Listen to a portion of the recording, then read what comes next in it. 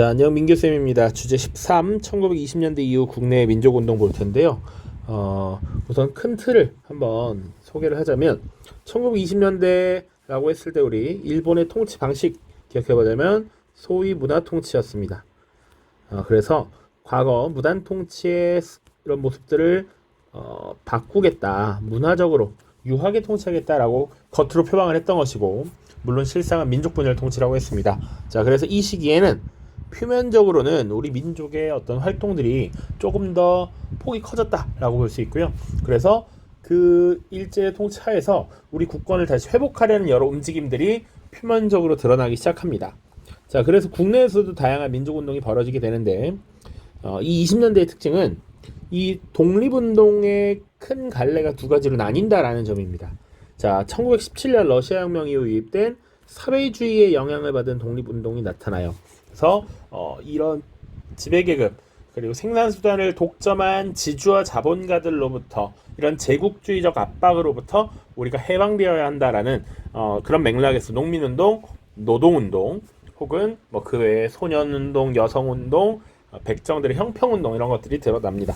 자, 그리고 우리 민족 국가의 독립을 중심적으로 중점을 두고 우리 민족의 독립을 가장 우선시하는 민족주의 계열의 독립운동가들, 얼핏 보면 사회주의를 제외한 나머지를 다 민족주의 독립운동가라고도 볼 수 있을 것 같습니다. 그래서 기본적으로 이들은 우리가 실력을 길러서 국권을 회복해야 된다라는 인식을 갖고 있었습니다. 그래서 물산장려운동, 국산품 애용운동입니다. 밀립대학 설립운동, 그리고 문맹퇴치운동과 같은 실력을 기르는 경제적 실력, 그리고 교육 기능을 늘리는 것, 그리고 문맹을 퇴치시키는 실력, 이런 것들을 기르자라고 했던 것이죠.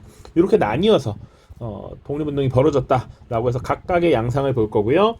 청년들, 학생들을 중심으로 일어난 운동들 혹은 그 외에 만세운동 이런 것들 조금 더 이념과 관계없이 추진되었다라고 볼 수 있고요. 그리고 우리 민족의 문화를 지키기 위한 여러 노력들, 조선어학회를 대표적으로 볼 겁니다. 또 사회주의나 민족주의 이렇게 나뉘어서 독립운동을 하는데, 그러지 말고 우리 민족의 독립운동 역량을 결집시켜서 하나로 합쳐서 독립을 쟁취하는 투쟁에 나서자라고 했던 것이 민족 유일당운동 같은 것이 있습니다. 실제로서 출제는 되게 다양한 분야에서 되는데, 소년운동 2번 출제됐고요. 60만세운동 2번, 물산장려운동과 문맹퇴치운동이 각각 1번, 그리고 민족문화수호, 조선어학회 2번, 그리고 신채호 선생을 묻는 게 한 문제가 나왔습니다. 자, 그래서 꽤 많은 출제가 되는 부분이니까 한번 살펴보도록 하죠. 우선 민족주의 계열이 주도한 실력 양성 운동입니다. 그래서 지금 기본은 딱 요거예요. 우리가 실력을 길러서 수준을 높인 후에 국권을 회복하자라는 겁니다. 자, 그래서 대표적인 국권 회복 실력 양성 운동의 세 가지 양상 보겠습니다. 첫 번째, 물산 장려 운동이야. 우리 민족이 만든 물건을 장려한다라는 겁니다. 국산품 애용 운동이라고 보시면 돼요. 이런 것들이 왜 시행되었느냐? 1910년대에 일제가 산업의 육성을, 산업의 성장을 막으려는 조치였던 회사령이라는 걸 내리게 되죠. 회사령은 원래 허가를 받았어야 했습니다. 그런데 이 허가를 받지 않아도 이제 회사를 설립할 수 있게 되었다. 그래서 총독부에서 회사의 설립을 억제하고 있었는데 이것을 풀어줬단 말이지. 본질적인 모습은 일본의 자본이 유입되도록 하는 것이었지만 어쨌거나 한국인 자본가들도 회사를 설립할 수 있었다라는 겁니다. 그래서 한국인 회사 설립이 늘어났다. 자, 이 과정에서 우리 한국인 회사의 자본을 키우고 한국인들의 회사를 더욱더 성장시키기 위한 물산장려운동이 일어났던 것이죠.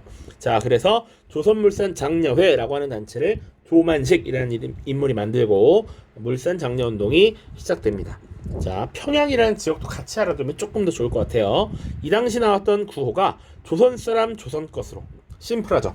우리나라 사람은 우리나라 거 쓰자. 그래서 국산품 애용운동 벌였고, 그러면 금주를 통해서 돈을 아끼고 우리 물건 팔아주자라는 거야. 규모가 큰 자본을 소규모 자본이 이기기 어렵습니다. 그래서 사실은 동일한 비슷한 제품이더라도 그 자본의 기반이 약한 한국인 제품이 다소 비싼 경우가 많았어. 그리고 한국인들이 많이 팔아주려고 수요는 늘어나는데 공급은 일정 정도로 유지되다 보니까 가격이 오르는 것도 있습니다. 그래서 돈을 모아서 이런 것들을 팔아주자라는 것이었다. 그래서 사실은 사회주의자들의 비판을 받기도 하죠. 하지만 물산 장려운동 어쨌거나 국산품 애용을 통해서 우리나라의 경제적 실력을 기르자라는 것이었습니다. 두 번째, 밀립대학 설립운동입니다. 말 그대로 우리 민중, 우리 시민들이 직접 대학을 설립하자라는 겁니다. 일제에 의해서 식민지 조선인들은 고등 수준의 교육을 제대로 받지 못했습니다. 그래서 고등교육을 우리가 해야 한다라는 필요성을 느끼게 됐습니다. 또한 사실은 일본의 제2차 조선교육령 발표로 대학 설립이 어쨌거나 법적으로 가능해졌다는 것이지. 그래서 이런 운동이 나타났다. 자, 조선 밀립대학 기성회라고 하는 단체를 만들어서 밀립대학 설립을 위한 모금운동에 나섰습니다. 이때 이상제라고 하는 인물이 또 활약을 했다. 한번 그래도 봐두자. 자, 그런데 일제가 결국 이런 밀립대학 설립운동을 탄압했고요. 그리고 경성제국대학이라고 하는 대학을 또 서울에 설치를 하게 되죠. 자, 그래서 야, 너희들을 위해서 대학 만들었으니까 그만해 라고 방해하고 회방을 놓는 것이죠.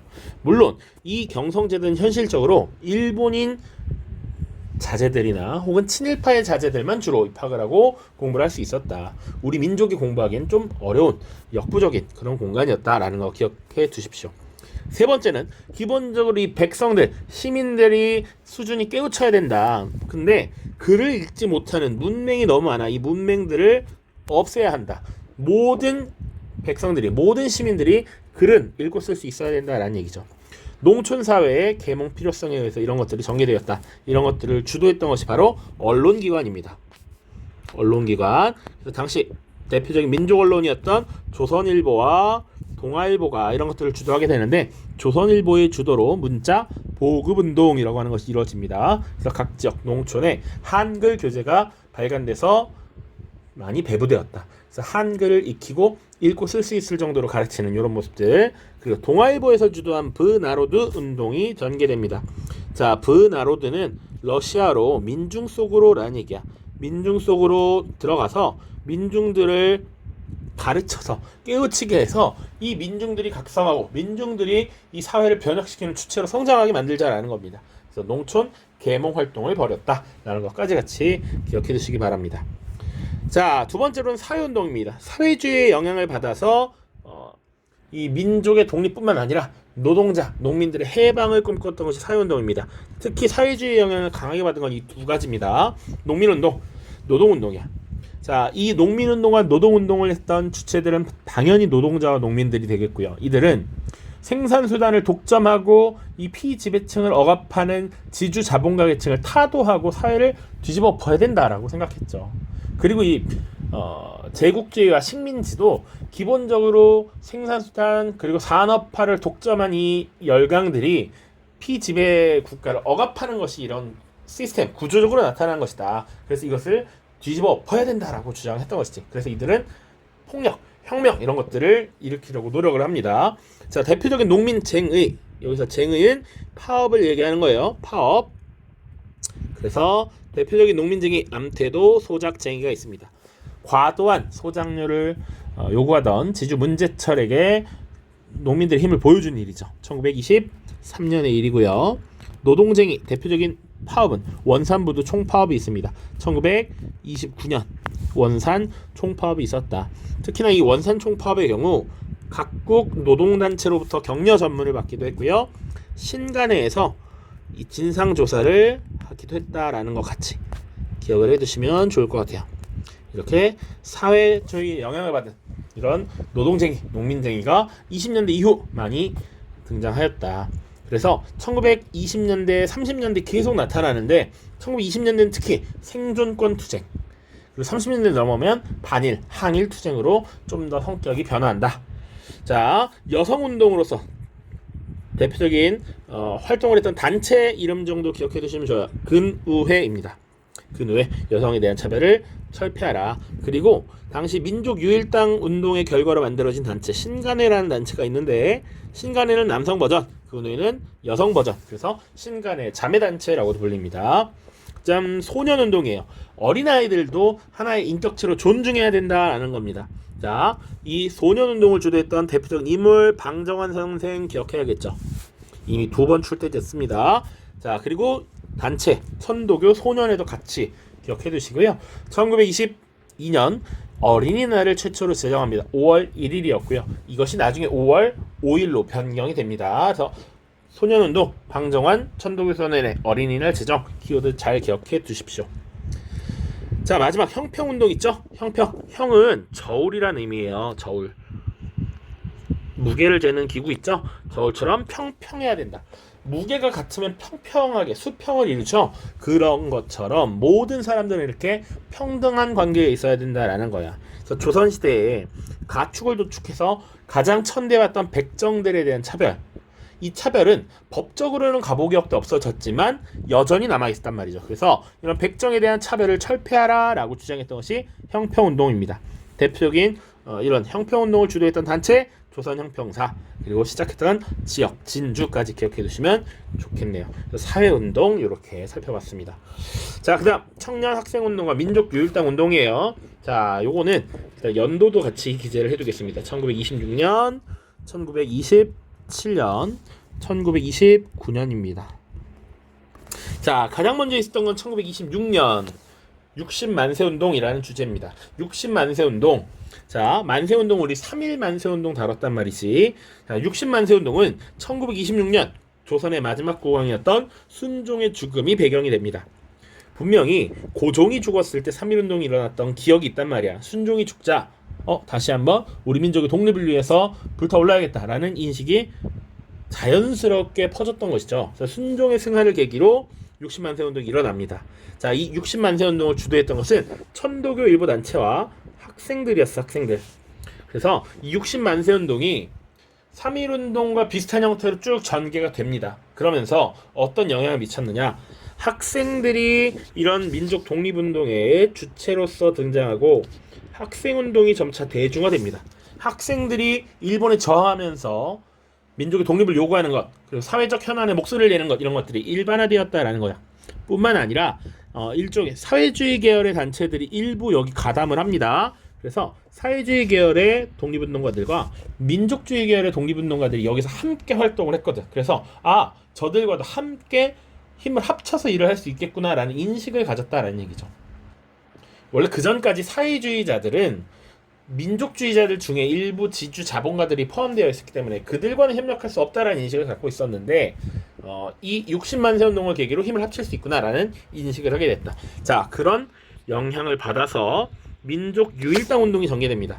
우리 민족이 사회주의니 민족주의니 나뉘어서 지금 독립운동을 할 것이 아니라 힘을 합쳐서 하나의 노선으로, 하나의 방식으로 독립운동을 해서 독립을 쟁취하자라는 것이지.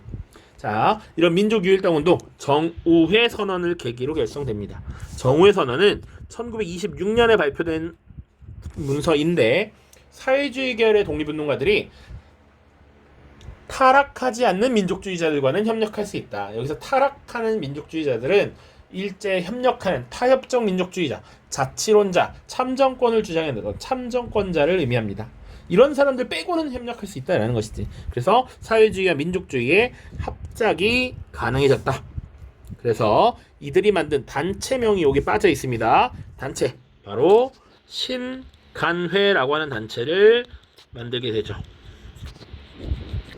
자, 여기서 주축이 됐던 인물이 있습니다. 아까 밀립대학 설립운동과 관련했던 이상재, 홍명희 이런 인물들이 여기서 또 활약을 하게 됩니다. 자, 이들은요 신간회라는 단체를 만들고 신간회의 활동 강령을 정합니다. 민족의 단결을 추구한다. 그리고 기회주의자들, 일제에 협력하는 타협적 민족주의자들을 배격한다. 이런 것들을 주장하게 되고요. 그리고 아까도 얘기했는데 이 신간회라고 하는 단체는 광주학생 항일운동을 지원하고요. 또 원산총파업의 진상조사단, 원산총파업에 대한 격려, 지원을 합니다. 자, 광주학생 항일운동의 진상조사단 파견, 원산총파업 지원, 요거 기억해 주시면 될 것 같습니다.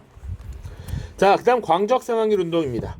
자, 이것은 광주 지역에서 일어난 한국 학생 차별에서부터 벌어진 사건입니다. 그래서 광주 지역의 학생들이 식민지 교육 차별에 대한 저항을 표면화시킨 것이다. 일본인과 한국인들 동등하게 교육하라 라고 하는 목소리를 냈던 것이죠. 자, 이런 주장들을 관철시키기 위해서 동맹휴학을 전개합니다. 다같이 등교 거부하고요, 제대로 된 차별 없는 교육을 진행하라 라고 이야기를 했던 것이죠. 자, 이때 신간회가 진상조사단을 파견합니다. 왜 이 사건이 일어났는지, 일본이 어떻게 식민지 조선인들을 차별했는지 조사해서 우리 한국인들, 조선인들에게 전파를 하고 이 소식을 알리려고 했던 것이죠. 그래서 우리 민족이 똘똘 뭉쳐서 일본에 저항할 수 있는 힘을 주려고 했던 것입니다. 광주 학생 항일운동. 자, 신간의 진상조사 파견 같이 기억을 해 두십시오. 자, 마지막 민족문화 소운동입니다. 일제의 이런 지배 속에서 우리의 민족 문화가 많이 사라지고 있다는 얘기야. 특히 1930년대가 되면 민족 말살 정책을 추진하면서 우리 말, 우리 역사 이런 것들을 못 가르치게 했단 말이죠. 점점 사라지고 있단 말이지. 이것을 지켜내기 위한 움직임으로써 국어를 지키기 위한 조선어학회라고 하는 활동이 있죠. 단체 활동. 조선어에 대한 연구를 끊임없이 지정했던 거야. 자, 조선어학회는요, 문맹퇴치운동을 지원했습니다. 아까 지금 동아일보와 조선일보가 주도했던 것들 있죠. 여기 문맹퇴치운동을 지원했다. 이들은 국어를 보급하려고 했던 거니까요. 자, 그리고 이들의 활동 좀 기억해 두십시오. 한글 맞춤법 통일안. 자, 맞춤법 우리도 지금 어렵죠? 라든지 웬일인지 뭐 이런 것들 맞춤법을 통일시키려고 했다. 그리고 우리말 큰 사전을 편찬하려고 했습니다. 영화 말모이 같은 거 보면 서로 같은 물건도 서로 다르게 표현한단 말이지. 그래서 우리말을 통일하고 표준어를 만들려는 이런 모습을 노력을 기울였다라는 것 기억해 주시면 되겠습니다. 한국사 연구와 관련해서는 대표적인 민족주의 역사학자 2명 기억해두면 좋습니다. 민족주의 역사학자라고 하면 역사 서술에서 주어를 우리 민족으로 두는 거야. 그래서 대표적인 인물 신채호와 박은식이 있는데, 신채호는 조선 상고사라고 하는 고대 역사를 저술해서 우리 민족 정신, 우리 민족의 역사를 정리하려고 했고요. 사실은 논외로 추가로 나온 것이 바로 이 조선혁명선언입니다. 조선혁명선언은 의열단이라고 하는 단체의 행동 강령입니다. 그래서 김원봉의 부탁으로 이 신채호가 작성을 했죠. 오직 혁명과 파괴로서 독립을 쟁취해야 한다, 이런 것이지. 그래서 의열단이 초기에 폭탄을 투척함으로써 일제 통치, 식민 통치 기구들을 폭파하려는 이런 모습들을 벌였죠. 그래서 신채호 조선혁명 선언을 저술했다고 기출에도 한번 나온 바가 있습니다. 또 박은식이라고 하는 인물은 임시정부의 2대 대통령이기도 했습니다. 자, 그래서 역사를 정리했는데 첫 번째 한국 통사, 통일한 아픈 역사란 얘기야. 한국 역사에서 아픈 통증이 있는 그 부분들을 쭉 정리했다라는 것. 그리고 한국 독립운동 지혈사, 여기 지는 한자로 어조사 지자라서 무엇의라는 의미예요. 그렇게 보면 한국 독립운동의 혈, 피 흘린 역사라는 얘기죠. 우리가 독립을 위해서 얼마나 지금 열심히 노력하고 피를 흘렸는가, 이런 것들을 정리했다라고 보시면 됩니다. 자, 그래서 이제 쭉 주요 선지를 볼 텐데요. 물산장려운동과 관련하여 탐구 주제로 적절한 것은 문맹퇴치운동 이런 거 나왔고요. 노동운동과 관련해서 지금 소작쟁의, 노동쟁이가 한번 출제가 됐고요. 소년운동, 그리고 60만세운동, 그리고 조선어학회, 그리고 신체와 관련된 거 하나씩 나왔습니다. 물론 여기 지금 출제, 정답으로 출제되지 않았지만 이 선지에 있는 것들은 모두 출제가 될 수 있다라는 건 꼭 기억해 두셔야 됩니다. 포인트로 조금 보고 있는 것은 밀립대학 설립운동은 나오기가 조금 어렵고요. 실제로 형평운동 나올 수도 있습니다. 형평운동, 그리고 신간회가 아직 안 나왔어요. 신간회가 나올 법합니다. 민족유일당운동 이런 주제, 혹은 광주학생항일운동을 지원하였다, 진상조사단을 파견하였다, 이런 것들 조금 기억해 주시면 좋겠습니다. 다음 영상에서 문제풀이로 만나도록 할게요. 안녕.